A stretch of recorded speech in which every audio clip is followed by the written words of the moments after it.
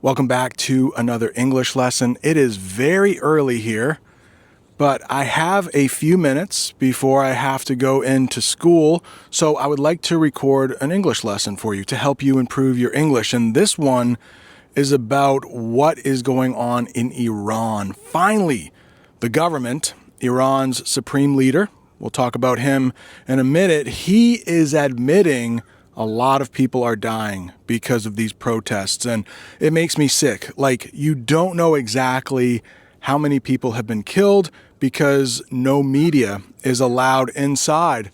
We have some crows this morning that are cawing. Celia says she likes the crows. And Yulia says she likes these outdoor introductions, so I will keep doing them. But back to the horrible stuff, we don't know if a few thousand people have been killed, which is horrible, or if it's over 10,000 people who have been killed. And the US government, or President Trump, says he is going to do something about it. Or at least he was going to do something about it until Israel said, hey, hang on just a second. So I'm going to go back inside. If that sounds like a good English lesson to you, please go ahead, hit the like button, subscribe if this is your first time here. Sign up for the newsletter if you would like, and let's go learn some English. While I go downstairs, I'm going to play the clip of the news for you. Supreme Leader is publicly acknowledging the steep death toll among anti-government demonstrators during widespread protests that have rocked that country. Let's bring in Fox News Chief Foreign Correspondent Trey Yingst. He is in Israel with all the latest. Hello, Trey. And good morning. Iranian officials now admit the death toll from protests since late December now stands at more than 5,000. That number is expected to rise. On Saturday, Iran's supreme leader spent much of the day blaming America for demonstrations in Iran and making remarks broadcast on state television where he called President Trump a criminal. The nature of this sedition was American. It was clear. The Americans planned and acted. The aim of the Americans, and I am stating this clearly and unequivocally with 40-odd years of experience in the Islamic Republic, is to swallow Iran. In an interview with Politico, President Trump responded by saying it's time to look for new leadership in Iran. Much of the Iranian diaspora has called for new leadership to be Reza Pahlavi, the exiled prince. Again, I feel super sorry for the people of Iran. You don't deserve that. I know a lot of people from Iran watch this channel, so we're thinking of you. Hopefully this ends very soon. So let's get into some of the difficult terms that they used in the newscast for each term. I'll have a picture. I will have the official definition, and we will use it in a sentence. Of course, I need to put my glasses on. They talked about something being widespread. If something is widespread, that means happening in many places or affecting many people. So the violence in Iran is widespread. It's not just happening in Tehran. It should be happening in other cities if it's widespread.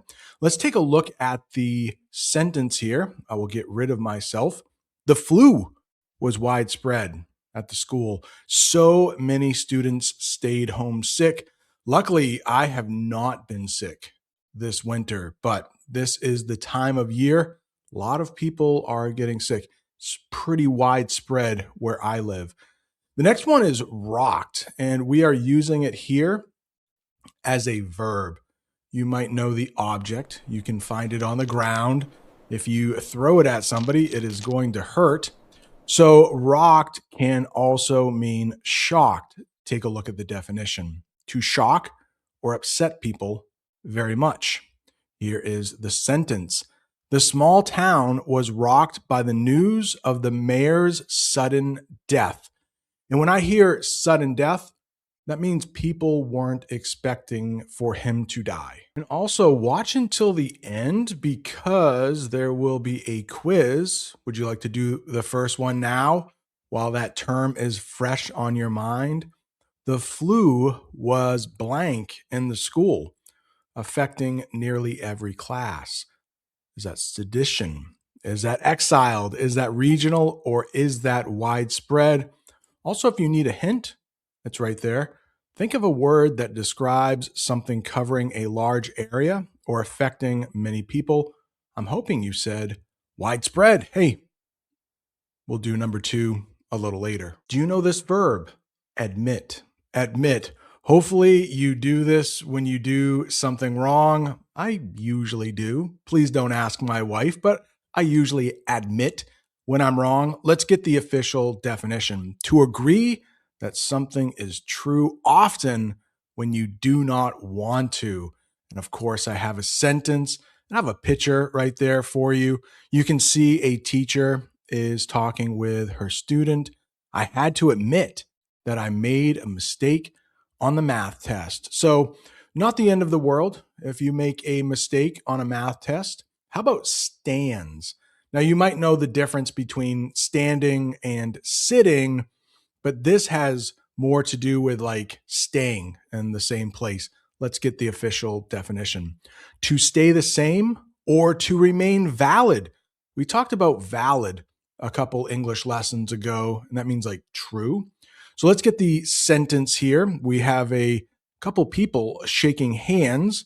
The manager said the job offer stands until Friday. So I have time to decide. So maybe over the weekend, you no longer have that job offer. So maybe you should take that job if you want it. Next, we should talk about Iran's supreme leader. They don't have a president. They don't have a prime minister. And his name is Ali Khamenei. But let's get the official definition for Iran's supreme leader, the most powerful political and religious leader in the country of Iran. Next, we have sedition.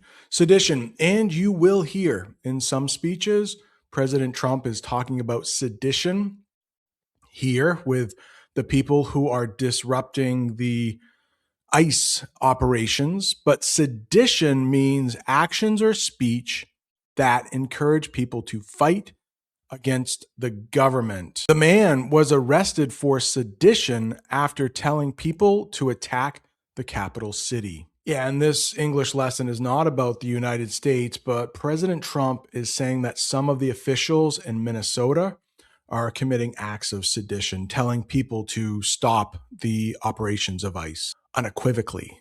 Unequivocally, a great word to know. You might see this on the IELTS or TOEFL exam. Unequivocally, that means very clearly, with no doubt at all. Let's read the sentence, take a look at the picture. Again, we have a classroom. The teacher stated unequivocally that cheating is not allowed in her class. They talk about 40 odd years. You could also say like 40-ish. That just means you're not quite sure. It could be more, it could be less. Let's get the official definition. About 40 years, maybe a little more or a little less. Here we have a picture of a very nice house, I think. They have lived in that same house for 40 odd years. Diaspora is next. Diaspora. I think the United States has a fairly big Iranian diaspora. Let's talk about what a diaspora is. A group of people who live outside their original home country, but keep their culture. And if you have ever been to New York City, you may have gone to Little Italy. There is a large Italian diaspora in New York City that celebrates Italian traditions. Next, we have Reza Pahlavi. He is the son of the former leader of Iran. He was called the Shah. But in 1979, he was kicked out. Some Iranians took Americans hostage. That was one of my first memories. I think I was like 4 or 5 years old when this was going on. Reza Pahlavi, he is the son of the former king of Iran and a famous leader against the current government. Of course, he does not live in Iran. Many Iranians living abroad listen to speeches by Reza Pahlavi. Exiled. Reza Pahlavi has been exiled. So was his father, the Shah. Exiled means forced to leave your home country and not allowed to return. The political leader was exiled and had to live in France for 10 years. Hey, I was in France about 1 year ago. I must say, France would not be a bad place to be exiled to. But of course, if you love your home country, there's nothing better than your home country. Next, we have thugs. Thugs. Let's get the official definition for thugs. I can tell you they are not good people. violent, criminals, or aggressive people. Take a look at that picture. It looks like there is a broken window, maybe in some kind of shop. Here's a sentence. A group of thugs broke the store windows last night. The Islamic Republic is close to collapse. Ali Khamenei and his thugs know this. That's why they are lashing out like a wounded animal, desperate to cling to power. The people have not retreated. Amid talks of regime change and the positioning of U.S. military assets, reports indicate that President Trump decided to delay a strike against Iran in part at the request of regional allies, including Israel. The United States played a major role in shooting down Iranian missiles last year during the 12-day war and would need to assist if another conflict develops. Great phrasal verb here, lashing out. Lashing out. Take a look at that man. He looks quite upset. The official definition: to suddenly speak or act in an angry way at someone. He was tired and stressed, so he started lashing out at his friends for no reason. Cling, another great verb to know. Cling, what does that mean? It means to hold on to something or someone very tightly. And here in the picture, we have a very small hand clinging to a much larger hand. The scared child tried to cling to her father's hand. Next, we have the verb retreated. This is often used for armies, maybe when they are being beaten, they try to go back home. Retreat, the official definition: to move back or go away to be safe. The army retreated when they realized they could not win the battle. Regime change, regime change. I know we have talked about this before. I think we talked about it in the lesson where the U.S. went in and grabbed Maduro from Venezuela. They wanted regime change there. The definition: replacing a government with a new one. The citizens protested in the streets because they wanted regime change. Hey, I am all for regime change when the people of that country want it.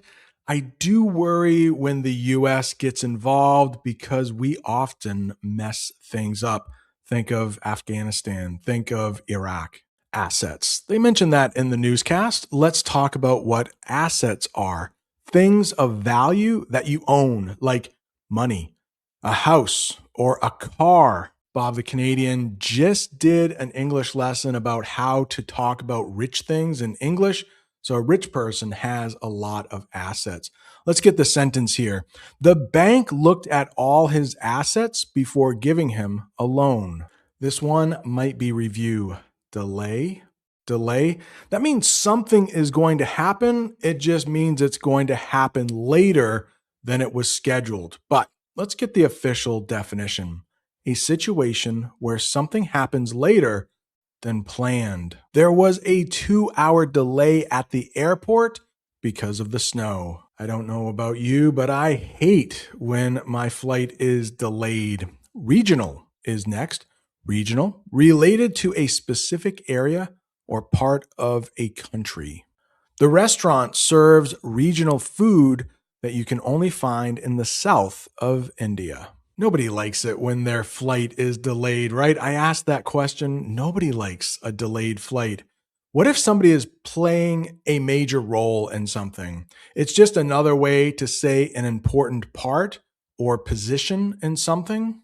She played a major role in organizing the surprise birthday party. Let's see how much you know. Would you like to take a quiz with me? If you want the entire quiz, check the description. I will have a link there for you. Let's make me a lot smaller and let's take a look at number 2. After checking the map, the guide had to blank that we were lost, had to stand, had to admit, had to cling, had to rock. All right, if we want a hint, this verb means to agree that something is true, usually when you don't want to. Well, I remember that is admit. Next, we have before approving the loan, the bank asked to see a list of his financial delays, his financial thugs, his financial assets, his financial diasporas. Let's take a look at the hint. These are things of value like money, a house, or a car that a person owns. Well, I remember those are assets. Like I said, if you want to complete that quiz, check the description. You made it to the end of another English lesson. Congratulations. If you are looking for more English, right down there is that English lesson I talked about where the United States pretty much kidnapped Maduro. Thanks so much for watching. See you next time.